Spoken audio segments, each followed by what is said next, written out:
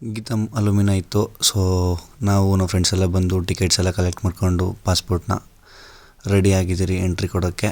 But ನಾವು ಸ್ವಲ್ಪ ಲೇಟಾಗಿ ಬಂದ ಕಾರಣ ಇವೆಂಟ್ಸ್ ಎಲ್ಲ ಮುಗಿದೋಯ್ತು. ಫ್ರೆಂಡ್ಸ್ ಎಲ್ಲ ಸಿಕ್ಕಿದ್ರು, ಫುಲ್ಲೆಲ್ಲ ಮಾತಾಡಿ ಸ್ವಲ್ಪ ಹಳೇದೆಲ್ಲ ಕಾಮಿಡಿ ಎಲ್ಲ ಮಾಡಿಕೊಂಡು ಒಳಗೆ ಎಂಟ್ರಿ ಆಗ್ತೀವಿ.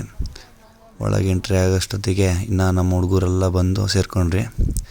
ಅದು ಹಳೇದೆಲ್ಲ ಮಾತಾಡ್ಕೊಂಡು ಈ ಬಿಲ್ಡಿಂಗ್ ಹಂಗಿದೆ ಹಿಂಗಿದೆ ಅಂದ್ಕೊಂಡು ಒಳಗೆ ಹೋಗೋಷ್ಟೊತ್ತಿಗೆ ಇನ್ನೇನು 6:30 ಆಗೋಯ್ತು ಈವ್ನಿಂಗು. ಸೊ ಎಂಟ್ರಿ ಕೊಡ್ತಿದ್ದಂಗೆ ನಮ್ಮ ಲೆಕ್ಚರರ್ಸ್ ಎಲ್ಲ ಅಲ್ಲೇ ನಿಂತಿದ್ದರು, ಪ್ರೊಫೆಸರ್ಸು. ಇದರಲ್ಲಿ ನಮ್ಮ ಕೋತಿ ಒಬ್ಬ ಎಂಟ್ರಿ ಕೊಟ್ಟನ ಜೊತೆಗೆ.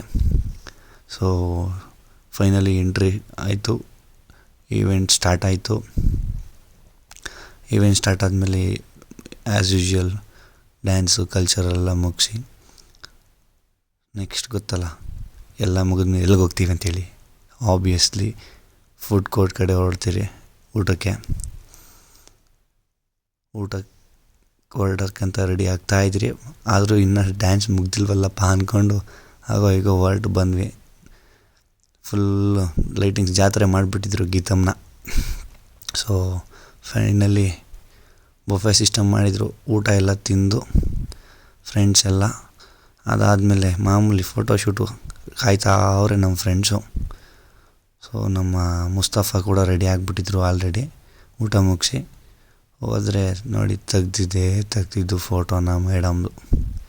ಕೊನೆಗೂ ಫೋನ್ ತುಂಬ ಮೇಡಮ್ ಫೋಟೋ ತುಂಬಿಸ್ಬಿಟ್ರು.